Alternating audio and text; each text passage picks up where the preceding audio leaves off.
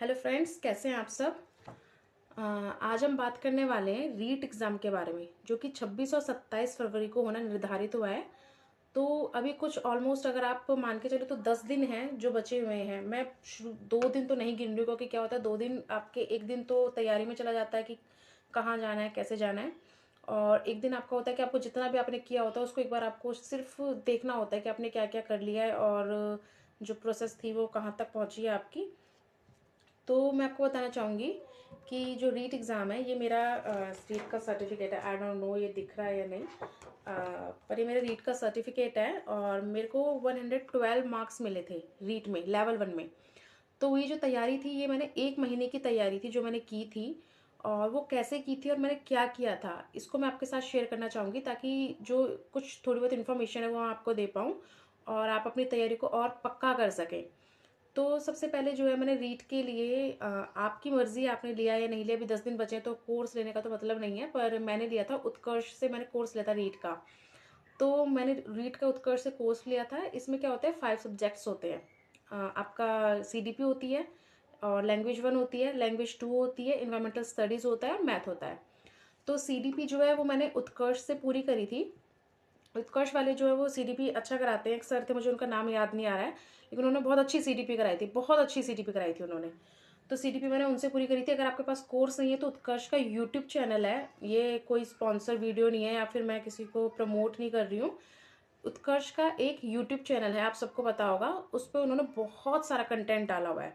तो अगर आपका कोई भी ऐसा टॉपिक है जो आपको लगता है कि आपका कमज़ोर है और आपको उसे टॉपिक को और पक्का करना है, तो आप वहाँ से देख सकते हैं। उत्कर्ष के चैनल पे, यूट्यूब चैनल पे आपको बहुत सारा कंटेंट मिल जाएगा सीडीपी का। और दूसरा है आपका लैंग्वेज 1। लैंग्वेज 1 मैंने चूज़ करी थी हिंदी, और हिंदी के लिए मैंने किसी की क्लासेस वगैरह नहीं देखी थी, और कहीं से कुछ मतलब लिया नहीं था, कोई भी क्लास वगैरह मैंने नहीं देखी थी। हिंदी के लिए मैंने कही थी लूसेंट की हिंदी की बुक आती है, वो सफिशियंट है, उससे ज़्यादा उसके बाहर नहीं जाती है हिंदी, वो सफिशियंट है। आपकी पैडागोजी पे आपकी जो पकड़ है वो अच्छी होनी चाहिए। तो आपको क्या करना है, आप लैंग्वेज के लिए, हिंदी के लिए आप लूसेंट की बुक हिंदी की ले सकते हैं, और नहीं है तो भी आप पेड है तो पेड कोर्स में देख लीजिए, अगर नहीं है तो यूट्यूब पे भी हिंदी का आप देख सकते हैं। लैंग्वेज 2 के मैंने इंग्लिश ली थी। इंग्लिश में अगर आप यूट्यूब पे देखिए उत्कर्ष में, तो इंग्लिश का काफ़ी सारा कंटेंट है, आप वहाँ से करिए। और उसके बाद आती है मैथ। मैथ अगर आप पेपर दे रहे हैं तो सबसे पहले आपने एनसीईआरटी जो मैथ है, मैथ की जो एनसीईआरटी है उसको आपको 9th और 10th की कंप्लीट कर लेना है। क्या होगा कि अगर आप 9th और 10th की मैथ की एनसीईआरटी कंप्लीट कर लेते हैं तो उससे आपका एक बेसिक जो है, आपका बेस है, वो क्लियर हो जाएगा। और इससे ऊपर रीट में, मैथ में बहुत हार्ड क्वेश्चंस नहीं आते हैं, बहुत बेसिक क्वेश्चंस आते हैं। आप 9th और 10th की मैथ पूरी कर लीजिए, वो हो जाएगा।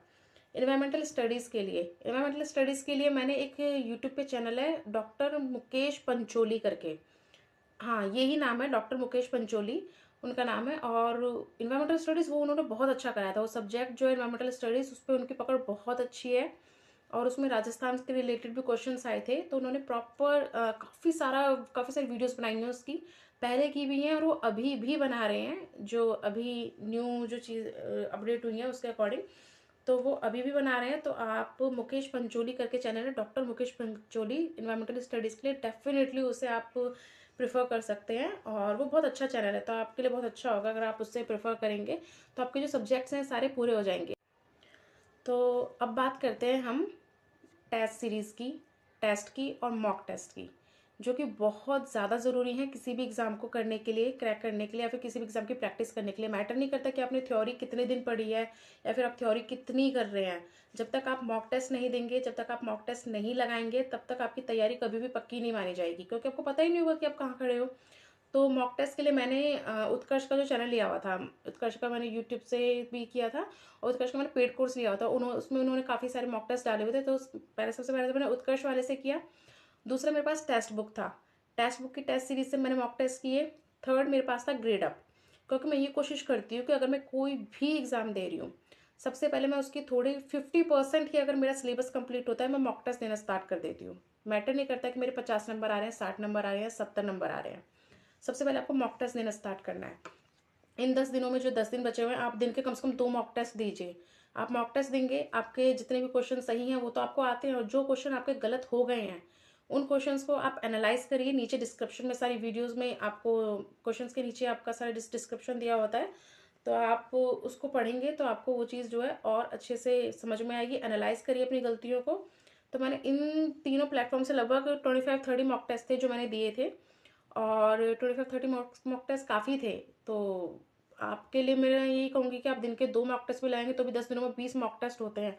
और जो कोई भी पेपर है वो थ्योरी तो अगर 70% मैटर करती है, बट जो 30% है, 40% है, मान लीजिए 60% थ्योरी है तो 40% जो है मॉक टेस्ट का भी हिस्सा होता है। मॉक टेस्ट सबसे ज़्यादा ज़रूरी होता है। अगर आप 2 महीने से तैयारी कर रहे हैं और आप इन 2 महीनों में सिर्फ 10 मॉक टेस्ट दे रहे हैं, मैटर नहीं करता, मतलब बहुत कम है मैं मानूंगी। अगर आप 2 महीने से तैयारी कर रहे हैं और इन 2 महीनों में आपने 25 से 30 मॉक टेस्ट दिए हैं, शुरुआत में चाहे उन मॉक टेस्ट में आपके 150 में से 50 नंबर ही क्यों नहीं आ रहे थे, चाहे उनमें 60 नंबर आ रहे थे, आप देखते जाएंगे कि जैसे जैसे आप मॉक टेस्ट दे रहे हैं आपके जो नंबर है वो इंक्रीज हो रहे हैं। साथ साथ आप अपना तैयारी जो कर रहे हैं वो कर ही रहे हैं, आपका सिलेबस भी पूरा होता जा रहा है। कभी भी ये मत करिए कि मेरा ये जो सब्जेक्ट है या फिर मैं अपनी प्योरी पूरी की पूरी जो थ्योरी है उसको मैं कंप्लीट कर लूँ और उसके बाद में मॉक टेस्ट देना स्टार्ट करूँ। ऐसा कभी नहीं आपको लगेगा कि हाँ मेरा सिलेबस आज कंप्लीट हो गया पूरे तरीके से और मैं आज मॉक टेस्ट दूंगी। आपको ये नहीं करना है। आप अपनी 50% थ्योरी कंप्लीट करिए, 50% आप सिलेबस कंप्लीट कर रहे हैं, उसके तुरंत बाद आप मॉक टेस्ट देना स्टार्ट कर दिए। शुरुआत में आपके नंबर हो सकता है कम आए, ऐसे सब्जेक्ट्स होंगे, ऐसे टॉपिक्स भी आएंगे जो आपने अभी तक पढ़े ही नहीं होंगे, उनके क्वेश्चंस आपके गलत भी होंगे, लेकिन आपको क्या करना है, मॉक टेस्ट देना है। वो नंबर 50, 60, 70, 80, 90, 100 भी पार करके जाएंगे, 110 भी पार करेंगे। आप अपने अंदर इंप्रूवमेंट खुद देखोगे कि मॉक टेस्ट जो है वो क्या एक मिरेकल की तरह होते हैं कि वो जादू करते हैं, आपके अंदर कॉन्फिडेंस बिल्ड करते हैं।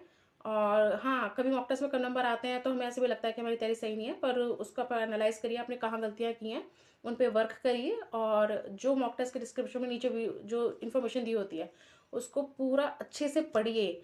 उस क्वेश्चन को आपको ऐसा कर लेना है कि आपको वो क्वेश्चन याद हो जाए पूरे तरीके से, ठीक है। तो अगर आप ऐसा करेंगे तो डेफिनेटली आपके जो नंबर हैं वो बढ़ेंगे और आपके लिए बहुत ज़्यादा हेल्पफुल होगा ये। और तो फिर मैं यही कहूँगी, आप जो मैं कुछ चीज़ें हैं जो मैं अपने एक्सपीरियंस से आपको बता रही हूँ आप ऐसा करिए और आपका जो रीट है ये डेफिनेटली क्लियर होगा। और ये सब चीज़ें ही करके मैंने करीबन 4-5 जो स्टेट हैं और सेंट्रल है उनके मैंने टीचर एलिजिबिलिटी टेस्ट जो है वो क्लियर किए हुए हैं।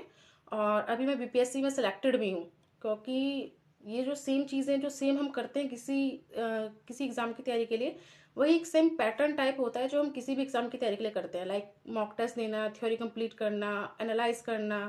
तो आप ऐसा करिए एंड ये आपके लिए बहुत हेल्पफुल होगा। और थैंक यू। मैं बस ये कहना चाहूँगी कि आप 10 दिन बचे हैं, इस 10 दिनों को पूरा अच्छे से यूज़ करिए और अपने रिवीजन करते रहिए और मॉक टेस्ट देते रहिए।